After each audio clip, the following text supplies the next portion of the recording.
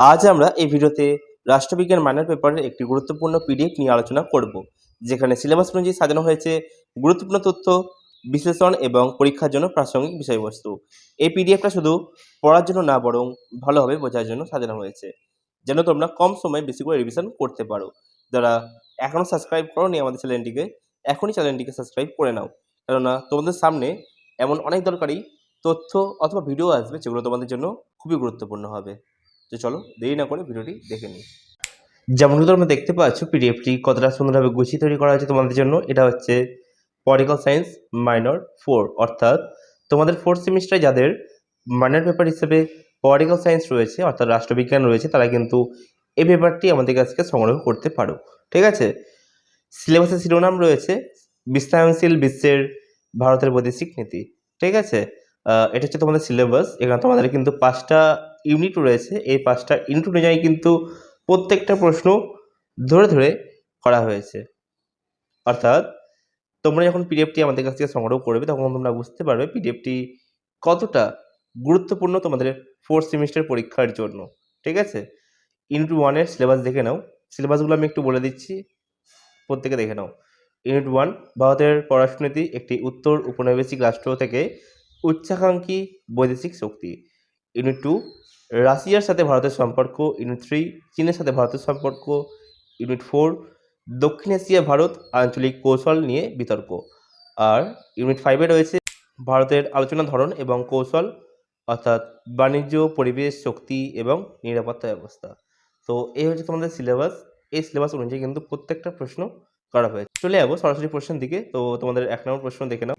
Unit 1, ভারতের বৈদেশিক নীতির রূপান্তর। 1 নম্বর প্রশ্ন দেখে নাও, ভারতের পররাষ্ট্রনীতির প্রাথমিক উদ্দেশ্য সমূহ কি কি? সংক্ষিপ্তভাবে ব্যাখ্যা করো। অথবা ভারতীয় বিদেশ নীতির মূল লক্ষ্য ও তার বাস্তবায়নের পদ্ধতি নিয়ে আলোচনা করো। অথবা ভারতের পররাষ্ট্রনীতি কিভাবে জাতীয় স্বার্থকে অগ্রাধিকার দেয় তা ব্যাখ্যা করো। 2 নম্বর প্রশ্ন, স্বাধীনতা পরবর্তী সময়কালের ভারতীয় পররাষ্ট্রনীতিকে প্রভাবিতকারীর মূল উপাদানগুলি বিশ্লেষণ করো। 3 নম্বর প্রশ্ন, ভারত ও বাংলাদেশের মধ্যে আন্তঃসীমান্ত নদী জলবন্টন নিয়ে যে দ্বিপাক্ষিক সমঝোতা রয়েছে তা ব্যাখ্যা করো। অথবা দিয়ে আসতে পারে গঙ্গা নদী চুক্তি ও তার প্রভাব সম্পর্কে আলোচনা করো।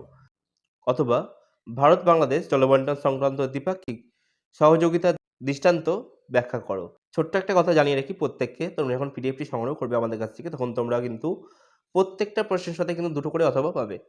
এটা দেওয়ার একটাই কারণ, কেননা পরীক্ষাতে যদি ঘুরিয়ে প্রশ্ন আসে তাহলে তোমরা কিন্তু কোনোভাবে বিভ্রান্ত হবে না যে এই প্রশ্নটা কোথা থেকে এসেছে। ঠিক আছে, এর জন্য কিন্তু প্রত্যেকটা প্রশ্নের সাথে কিন্তু 2টো করে অথবা দেওয়া রয়েছে। তোমরা যখন পিডিএফটি আমাদের কাছ থেকে কালেক্ট করবে, তখন তোমরা আরও ভালো করে সেটি বুঝতে পারবে। ঠিক আছে, আর পিডিএফটি যদি কেউ সংগ্রহ করতে চাও, তাহলে মাত্র 75 টাকা পে করে তোমরা কিন্তু পিডিএফটি সংগ্রহ করতে পারো। চলে যাবো পরবর্তী প্রশ্নের দিকে। ভারত বাংলাদেশ দ্বিপাক্ষিক সম্পর্কের মূল সমস্যা ও সম্ভাবনাগুলি পর্যালোচনা করো। 5 নম্বর প্রশ্ন, কাশ্মীর ইস্যু কিভাবে ভারত পাকিস্তান সম্পর্কে প্রভাবিত রয়েছে তা বিশ্লেষণ করো। আর আমি অথবাগুলো বলছি না, বাকি প্রশ্নগুলো বলে দিচ্ছি, কেননা ভিডিওটা অনেকটাই লেন্দি হয়ে যেতে পারে। ঠিক আছে, তার জন্য আমি শুধুমাত্র প্রশ্নগুলো বলে দিচ্ছি। বাকি তোমরা যখন পিডিএফটি সংগ্রহ করবে, তখন তোমরা কিন্তু পুরো পিডিএফটি ভালোভাবে দেখে নেবে। ঠিক আছে, 6 নম্বর প্রশ্ন দেখে নাও, উত্তর উপনিবেশিক রাষ্ট্র হিসেবে ভারতের পররাষ্ট্রনীতির উন্নয়ন কী কী পরিবর্তন লক্ষ্য করা যায় তা বিশ্লেষণ করো। 7 নম্বর প্রশ্ন, বর্তমান বিশ্ব রাজনীতিতে ভারতের উচ্চাকাঙ্ক্ষী বৈদেশিক নীতির প্রতিফলন কোন কোন ক্ষেত্রে দেখা যায় তা আলোচনা করো। তো এই ছিল তোমাদের ইউনিট 1-এর সমস্ত প্রশ্ন। ঠিক আছে, এবার আমরা দেখে নেব ইউনিট 2-এর সমস্ত প্রশ্ন। ইউনিট 2, 3, 4, অর্থাৎ রাশিয়ার সাথে ভারতের সম্পর্ক, চীনের সাথে ভারতের সম্পর্ক, দক্ষিণ এশিয়ায় ভারত, ভারতের আলোচনার ধরন এবং কৌশল, এই সমস্ত টপিকের গুরুত্বপূর্ণ প্রশ্নগুলোর তালিকা রেডি, এবং সেগুলো আমি আর বলছি না, যেহেতু ভিডিওটি বড় হয়ে যেতে পারে। তাই ভিডিও শুরুতে দেখিয়ে দিচ্ছি কী প্রশ্ন রয়েছে আর কিভাবে পিডিএফটি রেডি করা হয়েছে। পলিটিক্যাল সায়েন্স মাইনর পেপারটির সম্পূর্ণ সাজেশন ভিত্তিক পিডিএফ এখন রেডি, এবং যেকোনো ছাত্রছাত্রী মাত্র 75 টাকার বিনিময়ে এটি সংগ্রহ করতে পারো। এই দামে তথ্য সমৃদ্ধ, পরীক্ষাভিত্তিক এবং কমন প্রশ্নের পিডিএফ তোমরা অন্য কোথাও পাবে না। এটা আমি আত্মবিশ্বাসের সাথে বলতে পারি। বাজারে যে সমস্ত বই পাওয়া যায়, যেগুলোর দাম সাধারণত 150 টাকা, 250 টাকা, সেই তুলনায় আমাদের পিডিএফ অনেক কম দামে এবং অনেক বেশি কার্যকরী। আমাদের প্রতিটি সেমিস্টারে সাজেশন থেকে 100% কমন এসেছে, আর এবারও ব্যতিক্রম হবে না বলে আমি বিশ্বাস করি। অর্থাৎ তোমরা কিন্তু আমাদের এই সেমিস্টারে অর্থাৎ থার্ড সেমিস্টারে তোমরা যেমন পরীক্ষায় কমন পেয়েছো, ভালো ফলাফল করেছো, তেমন এই সেমিস্টারেও কিন্তু তোমরা আমাদের কাছ থেকে 100% কমন পাবে, ভালো ফলাফল পেয়ে পরীক্ষায় পাস করবে। তাই সময় এবং অর্থ দুটোই বাঁচাতে এবং পরীক্ষার জন্য একটি কার্যকরী প্রস্তুতি নিতে এখনই আমাদের পিডিএফ সংগ্রহ করতে তোমরা কিন্তু পারো। আর যে কোনো প্রশ্ন থাকলে বা বিস্তারিত জানতে চাইলে আমাকে কিন্তু হোয়াটসঅ্যাপে মেসেজ করতে পারো।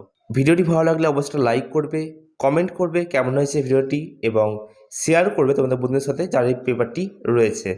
আর যারা প্রথমবার আমাদের চ্যানেলে ভিডিও দেখছো তারা প্রত্যেকে সাবস্ক্রাইব করে নেবে। আবারও কোনো নতুন টপিক নিয়ে কথা হবে, ততক্ষণের জন্য বাই।